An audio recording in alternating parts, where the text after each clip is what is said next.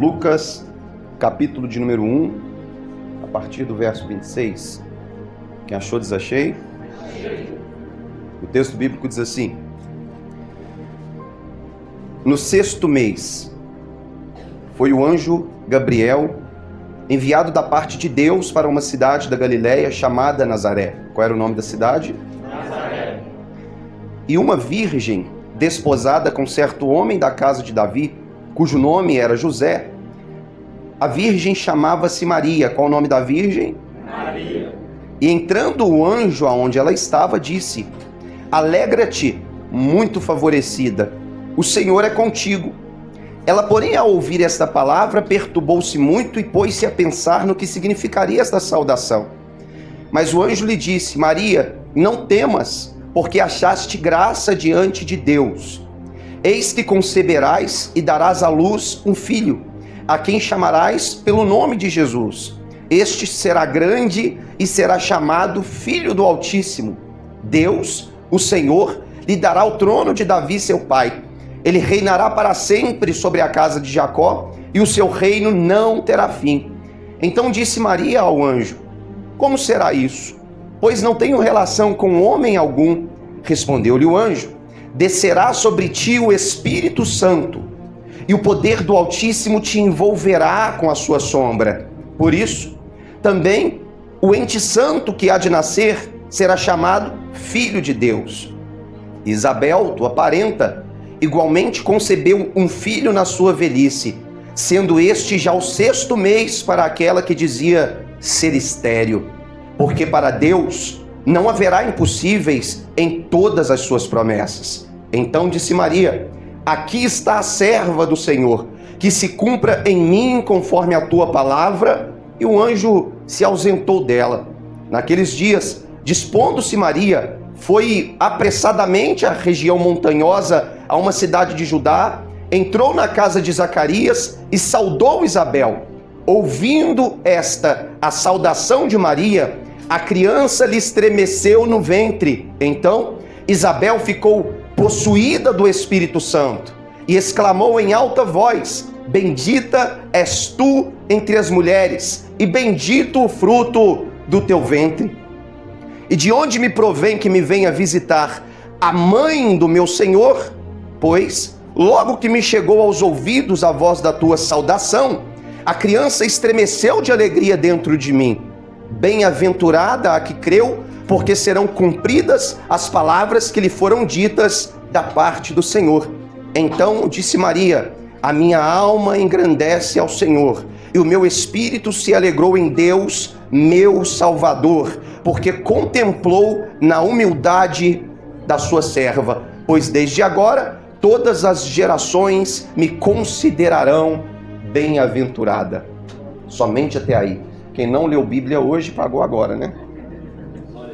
Curva a sua cabeça. Deus Todo-Poderoso, essa é a sua palavra. Que o Senhor possa falar poderosamente aos nossos corações por meio dela. Que a nossa mente e coração sejam expostos à tua palavra, porque nela há graça que transforma, a graça que cura, a graça que liberta. Que o Senhor possa, através do seu Espírito, se mover nesse lugar. É o que eu te peço no nome do seu Filho amado Jesus, e desde já te agradeço. Amém e amém. Meus irmãos, quero pregar subordinado ao tema Maria, Mãe do Salvador. Maria é, sem sombra de dúvidas, uma das figuras mais enigmáticas de todo o texto bíblico. A mulher mais importante de todas as Escrituras, protagonizando nela um grande mistério de Deus entre nós. É uma figura, por um lado, que vive ao extremo, extremamente exaltada, acima das posições reais que ocupa, mas em outro extremo, extremamente rechaçada, ignorada e tratada com leviandade. Alguns preferem ouvir o nome de Judas do que ouvir o nome de Maria, com medo de talvez serem pegos por algum momento num feixe de idolatria por causa de outros que cometem este excesso. Mas esta figura bíblica jamais poderia ser ignorada. Outros vão afirmar veemente que Maria é só mais uma, que Maria é uma qualquer, que Maria não tem importância, qualquer mulher faria o que ela fez. Mas Deus não olhava para Maria desta forma. Ela foi selecionada a dedo. É uma mulher que não está somente nas páginas do Novo Testamento, no que nós chamamos de o proto-evangelho, que é o primeiro vestígio de evangelho na Bíblia, o texto de Gênesis, capítulo de número 3, versículo de número 15, Maria já está presente naquele texto. O texto está no meio, em um momento difícil da história da humanidade, onde Adão havia acabado de pecar e cair. E Deus, no momento em que ele delibera as sentenças para cada um conforme o seu grau de culpa, ele vira para a serpente, e essa fala de Deus à serpente é uma profecia sobre a vinda não só do Messias, mas também sobre o seu nascimento, mas também de quem seria a sua mãe e de qual seria o relacionamento dessa mãe com a serpente. Deus diz à serpente: e porei inimizade entre ti e a mulher. Esta mulher ao qual o texto de Gênesis 3,15 se refere é Maria, a qual seria inimiga da serpente. Antes de Deus colocar o seu filho no ventre de Maria, ele vai colocar uma inimizade no coração de Maria. Deus sabe que a humanidade caiu porque Eva cultivou uma amizade para com a serpente. E o fruto dessa amizade foi a queda. Mas, nesta mulher bem-aventurada, Deus cultiva uma inimizade em relação à serpente, porque o fruto do seu ventre seria bendito. No ventre de Eva nasceu aquele que matou o irmão, o primeiro homicídio da Bíblia. Mas do ventre de Maria nasceria aquele que não mataria, que morreria, mas que traria vida para toda a humanidade. É interessante então que Maria é esta inimiga da serpente. E o texto vai dizer que entre a tua semente e a sua semente também haveria inimizade. O texto está dizendo que aquele que nasceria do ventre de Maria também seria inimigo de tudo que nascesse do ventre da serpente. Cristo é inimigo de tudo aquilo que a serpente produz, de tudo aquilo que a serpente faz, de tudo aquilo que a serpente proporciona. E o texto finaliza dizendo: esta te ferirá a cabeça e tu lhe ferirás o calcanhar. Mas há um mistério aqui, porque semente na Bíblia sempre fará referência a homens e não a mulheres. Num coito, não é a mulher que fornece a semente, mas um homem. Mas o texto está dizendo semente da mulher. É óbvio aqui, já está fazendo referência a um tipo de gestação que não é biologicamente conhecida. Já está mostrando um sistema gestacional que não tem participação de homem nesse sistema, semente da mulher, já sugerindo a ideia de que essa mulher não seria somente uma mulher que geraria, mas uma virgem que viria a gerar. Isaías, o profeta messiânico, e recebe esse título por ser o profeta que mais escreveu sobre o Messias, 700 anos antes do Messias Jesus aparecer, ele também fará referência a essa virgem. Ele será bastante claro em suas palavras, quando ele vai dizer, no capítulo 7, versículo 14 de seu livro: eis que a virgem conceberá e dará à luz a um filho, e chamará seu nome Emanuel, que significa Deus conosco. Séculos antes, Isaías está anunciando o mistério, uma virgem que conceberia. Isto é um cumprimento profético. Antes que Maria apareça, textos já estavam falando sobre como seria a sua vida, sobre como seria o seu ministério, sobre como seria esta gestação. É interessante que no concílio de Éfeso, no ano de 431, houve um cisma, uma ruptura na igreja, porque um homem chamado Nestório, ele fazia a seguinte afirmativa: não, Maria não é mãe de Cristo por completo, ela é mãe somente da carne de Cristo. E um grande debate então se iniciou em torno dessa questão, porque outros teólogos se levantaram dizendo, como Cirilo de Alexandria, que as naturezas de Cristo, a humana e a celeste, são naturezas indivisíveis, respaldado por Paulo, quando escreve aos Colossenses no capítulo 2, verso 9, aonde está escrito: nele habita corporalmente, corpo, carne,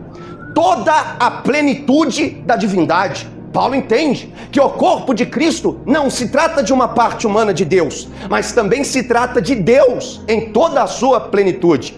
E a doutrina de Cristo então é construída em cima disso. É aqui que Maria recebe o título de Theotokos, um termo polêmico, tanto no meio católico quanto protestante, que significa portadora de Deus ou mãe de Deus. O termo não é um equívoco em si, a forma que ele é aplicado é que é um equívoco em si, porque de fato ela tem esse título. Nós vemos a própria Isabel dizendo: que graça eu tenho de receber a mãe do meu Senhor. A palavra Senhor é o termo Curios, que faz referência ao termo hebraico Adonai, e só é utilizada em relação à figura de Deus. Isabel estava dizendo: que graça eu tenho em receber a mãe do meu Senhor, a mãe de Deus, em minha casa. Porém, Maria não recebe esse título por causa de quem ela é. Ela recebe esse título por causa de quem ela carrega no ventre. Não se trata de mariologia aqui, se trata de cristologia.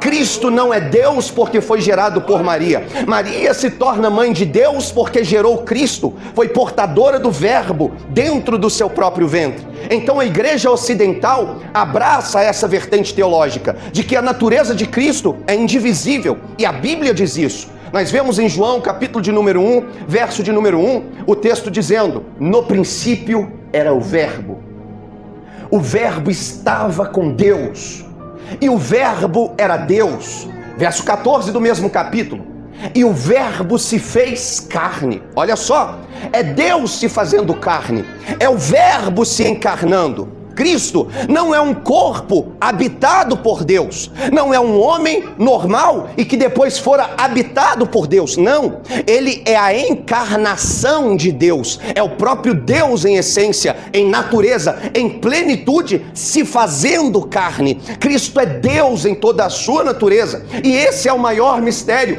porque Deus caberá dentro de um ventre humano, e por isso ela é chamada de bem-aventurada. É interessante que o que Maria concebeu fisicamente é o que Paulo vai conceber espiritualmente, dizendo: meus filhinhos, porque de novo sinto as dores de parto, até que Cristo seja formado ou gerado em vós. Entenda, Maria se tornou o que foi por causa daquilo que foi gerado em seu ventre. Da mesma forma, a igreja é o que é, porque Cristo é gerado no meio da igreja. É interessante que a igreja carrega a responsabilidade de gerar Cristo no mundo, e por isso ela se torna quem é. É interessante então que Maria, esta figura enigmática, é chamada ainda bastante nova para esse propósito. Alguns vão dizer que a idade dela variava entre 12 e 14 anos de idade, quando o anjo Gabriel lhe apareceu. Em Lucas capítulo de número 1, a partir do verso 26, ao qual nós lemos, Maria está no meio de uma revelação angelical. Ela recebe um anjo de Deus. O texto dá nome a esse anjo, Gabriel, que é um anjo que trará uma mensagem de Deus para Maria. É interessante que o anjo vai dizer que Maria conceberia mesmo ainda sendo virgem. Ela o interroga quando soube do que aconteceria. Mas como será isso? Como eu irei conceber se eu sou mulher que nunca se deitou com ninguém? Se eu sou uma mulher virgem? O anjo Gabriel vai dizer: a sombra do Altíssimo cobrirá você. O Espírito de Deus há de te visitar. E o fruto do seu ventre será chamado Filho de Deus. É interessante aqui que Maria vai assumir todos os riscos desta empreitada, todos os riscos deste chamado. Entenda, é uma menina adolescente que está entrando na fase adulta. Naquela época, é obviamente que seria rechaçada pela sociedade. Como assim? Ela não é casada, não se casou ainda, como pode aparecer grávida? É óbvio que muitas coisas iriam girar em torno desse acontecido, mas ela abraça as consequências. Maria é alguém que abraça as consequências de tudo aquilo que Deus tem preparado para ela, porque quem gera Cristo dentro de si deve entender que consequências serão abraçadas. Evangelho não se trata somente de deleites a se desfrutar, mas de responsabilidades a se assumir, riscos a se assumir. Maria, ela vai abraçar esses riscos e ela vai dizer: que seja feito na tua serva, conforme a vontade do Senhor. Deus está levantando na nossa geração homens e mulheres que, assim como Maria, estão dispostos a assumir o risco. Esta é uma palavra só para quem está disposto a assumir o risco. A sombra do Altíssimo há de cobrir você, e o que você espera no teu ventre espiritual não é fruto humano, é fruto do Espírito Santo. E olha só, É óbvio que para o seu esposo isso soaria estranho. Porque quando Deus cumpre o que o anjo havia anunciado, Mateus capítulo de número 1, versos 18 ao 25, José, o seu noivo, pretende abandoná-la. As pessoas não vão querer permanecer do seu lado até que entendam o que Deus tem com você. Mas somente o alinhamento espiritual pode proporcionar esse vínculo. É interessante que quando José dorme, pensando em que tipo de decisão irá tomar, o texto vai dizer que o anjo do Senhor apareceu para José em sonho. E ele vai dizer assim: permaneça com ela, porque o fruto do ventre dela não é fruto de um adultério. Ela não se deitou com outro homem. O fruto do ventre de Maria é fruto do Espírito Santo. Ela há de conceber do Espírito Santo. Naquele momento em diante, José, ele vai abraçar o chamado dela. Os dois vão viver juntos neste propósito. É interessante que ainda que Jesus não é filho legítimo de José, José vai abraçar Jesus. Olha só, talvez a família de Jesus não seja uma família dentro dos parâmetros perfeitos e dentro das expectativas humanas. Foi uma gestação sobrenatural. José é padrasto de Jesus, mas vai assumir uma posição paterna na vida dele. Vai cuidar do menino Jesus. É interessante que então, grávida, Maria vai visitar Isabel, sua prima, e a mesma está concebendo e já está com 6 meses de gestação. É sabido de todos nós que foi Deus quem abriu o ventre de Isabel, sim ou não? Sim. Deus abriu o ventre de Isabel no tempo certo. Da mesma forma que Deus colocou Jesus no ventre de Maria no tempo certo. 6 meses antes, porque o homem naquela época começava o seu ministério aos 30. João Batista, 6 meses mais velho, ele começaria o seu ministério 6 meses antes de Jesus aparecer, como precursor, como alguém que prepararia o caminho. É por isso que essas datas aqui, elas são propositais. Deus implantou essas 2 crianças no tempo certo da história, porque eles seriam protagonistas de uma história que levaria o mundo todo à redenção. João Batista vem para marcar o fim de um tempo. O texto de Lucas 16:16 vai dizer: e a lei e os profetas tiveram vigor até João. Desde então é anunciado o evangelho do reino, e todos os homens empregam forças para entrar nesse reino. Então as 2, elas vão conceber de forma miraculosa. Uma no auge de sua idade, estéril. A outra, virgem, sem ter concebido varão. São 2 concepções milagrosas, a de Maria, a de Isabel. É interessante que Maria, já no auge de sua gestação, prestes a ganhar um menino, juntamente com José, saem procurando por uma hospedaria. Temos que achar um hotel, temos que achar uma pousada, temos que achar algum lugar. Esse menino está prestes a nascer e ele não pode nascer de qualquer jeito. Todas as portas se fecharam. Entenda, chamado requer esse tipo de circunstância de nós. Seremos provados, estaremos servindo fielmente aquilo que Deus determinou para nós, mas nem sempre as coisas vão cumprir com as nossas expectativas. Nem sempre o cenário será como você esperava. Nem sempre você vai gerar num cenário perfeito conforme você planejou, você desenhou na sua cabeça. Deus tem para nós coisas ímpares que fogem do nosso entendimento. O único lugar que ela vai achar é um estaleiro, morada do boi, da vaca, do jumento. E é interessante que ela dará à luz somente com seu esposo ali. E o texto diz que o menino vai nascer e será posto em uma manjedoura. A manjedoura é o coxo dos animais, é onde se põe a comida dos animais, é onde eles comem. O menino Jesus é posto dentro de uma manjedoura. Não se trata de um trono, não se trata de um palácio. Maria está vivendo fielmente o seu ministério, fielmente o seu chamado, ainda que isso não lhe proporcione confortos. Porque a nossa geração vive refém de propostas de confortos. Porque quando é dito a nosso respeito, Deus irá fazer, Deus irá levantar, Deus irá exaltar, Rapidamente a nossa mente começa a imaginar confortos, a imaginar lugares de destaque, a imaginar a nossa vida financeira fluindo, a imaginar um enriquecimento fácil pelas vias do reino, mas as coisas não acontecem como nós esperamos. Não é assim com Maria. É interessante então que quando ela leva Jesus para ser apresentado, ao 8º dia, Lucas capítulo de número 2, a partir do verso 41, Simeão, quando levanta aquela criança, após de circuncidá-lo, ele vai olhar para Maria e vai dizer, olha só que interessante, que aquele menino carregaria uma espada para a alma dela, e que ela seria transpassada por esta espada. É interessante que desde o dia da circuncisão de Jesus, ao 8º dia de nascido, ela já sabia que não estava criando um filho para si, mas um filho que carregava um grande propósito em si, um filho que traria divisões, um filho que seria um líder, um filho que seria crucificado. É interessante que agora não mais a menina, não mais a jovenzinha, mas a mulher Maria, 12 anos depois no templo,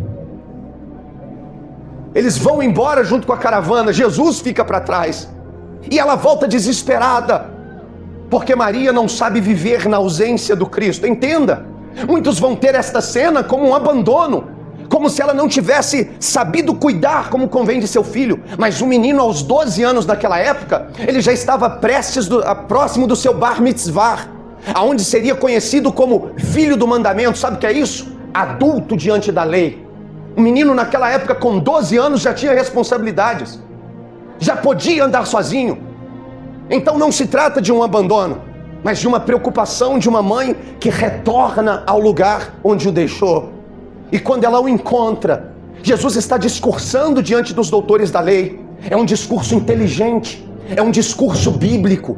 Eles estão impressionados com o discurso que Jesus estava fazendo. Eles estão atônitos e se perguntando, de onde vem tamanha sabedoria? Não pode vir de outro lugar a não ser dos céus. E nesse momento, Lucas capítulo de número 2, verso 49, quando Maria o encontra, Jesus vai dizer palavras para ela, que talvez podem ter doído no coração daquela mãe nesse momento. Ele vai dizer, não sabes que convém eu tratar dos negócios de meu pai? Jesus não invalida o ministério materno de Maria, mas ele mostra que Deus tinha coisas maiores para ele e que ela precisaria entender isso. É interessante que mais alguns anos se passam, pelo menos 18 anos, e Jesus aos 30 dá início ao seu ministério, e ele é convidado, e o texto vai dizer que Jesus, Maria e seus discípulos, eles são convidados para um casamento em Caná da Galileia. João capítulo de número 2, do 1 ao 11. Naquela circunstância, Maria, ela demonstra o seu coração de serva. O texto vai dizer que ela é convidada, mas a forma que ela age, mais parece que foi contratada. Ela tem acesso aos bastidores, ela vê as necessidades da festa, ela percebe que o vinho estava acabando, e ela vai, óbvio, até Jesus, e ela vai dizer para ele, Jesus, eles não têm mais vinho. Jesus vai responder para ela, mulher, ainda não é chegada a minha hora. É interessante que essa palavra abraça o coração de Maria, porque ela sabe esperar no Senhor. Ainda que não chegou a hora, ela entende, tem uma hora. Glória a Deus. Glória a Deus. E isso é tudo para ela, porque ela sabe esperar em Deus, para que as coisas se cumpram conforme Deus quer, e não segundo as expectativas humanas. É interessante agora que Maria terá em suas mãos toda a atenção da casa. Todos os servos estão olhando para ela. O acesso à cozinha acabou a colocando em uma posição de liderança, e as pessoas estão esperando dela uma resposta. E nesse momento, que ela tem a atenção de todos nas mãos, é que ela vai desconstruir toda a imagem dela que foi feita lá fora. Ela vai dizer assim para os servos, façam tudo que ele vos disser. Missionária Joelma, Maria não se permitiu ser o centro das atenções, se mostrando aqui ser um exemplo de pregadora, porque pregador que é pregador sabe, você não foi chamado para chamar a atenção do público para si. Pregador não chama a atenção. Pregador direciona a atenção. Pregador não foi chamado para chamar a atenção do público para si, mas para conduzir a atenção do público para Cristo. É o que Maria está fazendo. Façam tudo que Ele vos disser. E ela acompanha de perto esse ministério. Ela está sempre junto do ministério de Jesus. É interessante agora que o próximo episódio que ela aparece é aos pés da cruz. E é aqui que se cumpre sobre ela o que foi dito por Simeão. É aqui que a espada lhe atravessa a alma. É aqui que ela vê o fruto do seu ventre, que segundo o anjo Gabriel bem disse: bendito serás o fruto do teu ventre. E ela olha para a cruz e talvez lhe soa aos ouvidos: maldito aquele que for dependurado no madeiro. Ela vê aquelas mãos que foram estendidas somente para curar, somente para levantar pessoas, agora perfuradas por pregos, mas permanece firme. Agora ela olha para o seu filho completamente santo, sendo condenado como o mais imundo dos homens, mas permanece firme. Ela não faz como a maioria dos apóstolos, que se acovardaram, que fugiram como Pedro quando fora reconhecido, mas permanece firme. Ela sabe dos riscos de estar naquele local, mas permanece firme. E é nesse momento, diante da cruz, que Cristo se ergue uma vez mais. E entenda, a cruz proporciona, por causa do peso do corpo, uma situação de asfixia. O crucificado, ele morre por asfixia, por sufocamento, quando já não aguenta mais o peso do seu próprio corpo. Entenda, falar na cruz não é uma tarefa fácil. Para um crucificado falar, ele precisa puxar o peso do seu corpo, se sustentando sobre os pregos, os cravos que o fixam no madeiro. Então Jesus se ergue, olha para ela aos pés da cruz e vai dizer: mulher. Eu fico pensando como ela se sente aqui. Talvez aquela voz que lhe disse mulher faça ela se lembrar lá dos 12 anos: mulher, eu preciso cuidar das coisas de meu pai. Glória. Ou lá do casamento de Caná da Galileia: mulher, ainda não é chegada a minha hora. Aleluia. E agora ela olha para a cruz e vê o filho cuidando das coisas do pai. Ela entende de que hora ele está falando, de que água seria transformada em vinho, que se arremetia ao sangue. Mas ele olha para ela: mulher. Olha para o discípulo amado João: eis aí o teu filho. Jesus na cruz está criando um laço que não existia antes da cruz. Jesus está entregando a sua mãe aos cuidados do apóstolo João. Ele está entregando o apóstolo João aos cuidados de sua mãe. Ele está criando um vínculo materno que só pode ser construído na cruz, para que ela cuide dele, para que ele cuide dela. Ele demonstra na cruz o seu amor e a sua preocupação com o que será dela, porque ele está em uma missão que ele não consegue levá-la junto, e ele a confia ao apóstolo João. Jesus morre na cruz, Jesus é sepultado, ressuscita ao terceiro dia. Ao longo de 40 dias, Jesus aparece para mais de 500 pessoas, até que em Atos capítulo de número 1, versículo de número 14, após todos terem visto Cristo subindo aos céus, ela vê o seu filho ascendendo, subindo aos céus. Muitas testemunhas vislumbrando esse fato. quando todos são pegos de surpresa, quando a voz de anjos ecoa no meio da multidão presente no local, dizendo: por que vocês olham para cima? O mesmo Jesus que vocês estão vendo subir, da mesma forma vocês verão voltar. Aquele Cristo que subindo disse: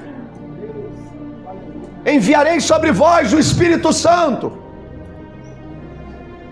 e ser-me-eis testemunhas, tanto em Jerusalém, quanto na Judéia, Samaria, até os confins da terra. Lucas, ao falar mais sobre isso, no capítulo 24, verso 49 do seu evangelho, ele vai dizer que Jesus disse: ficai, pois, na cidade de Jerusalém, até que do alto sejais revestidos de poder. E eles entram em uma busca de oração. E no meio dessa busca, no meio desse clamor, o texto de Atos 1,14 diz: todos estes perseveravam unanimemente em oração e súplicas com as mulheres e Maria, mãe de Jesus.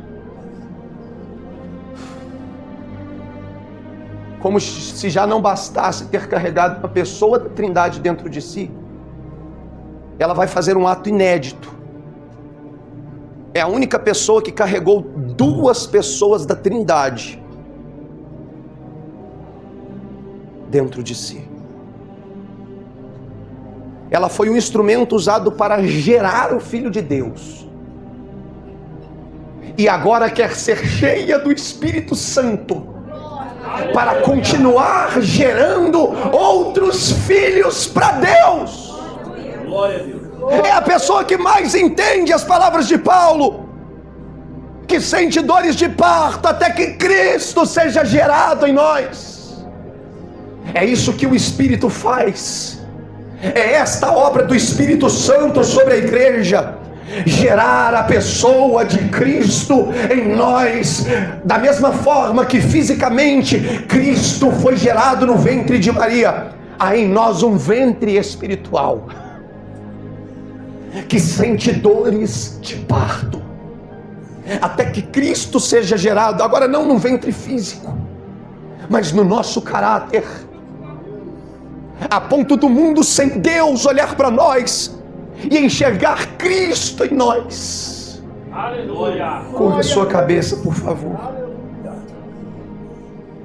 A última menção de Maria não é em um trono, não é sendo exaltada, não é sendo assunta aos céus. A última menção de Maria é de joelhos,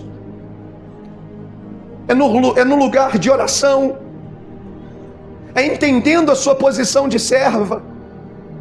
Entenda, construir idolatria em torno da figura de Maria é desconstruir tudo que ela tentou construir ao longo da sua vida e ministério. E é para nós uma referência. Deus Todo-Poderoso, da mesma forma que Cristo foi gerado no ventre da Virgem,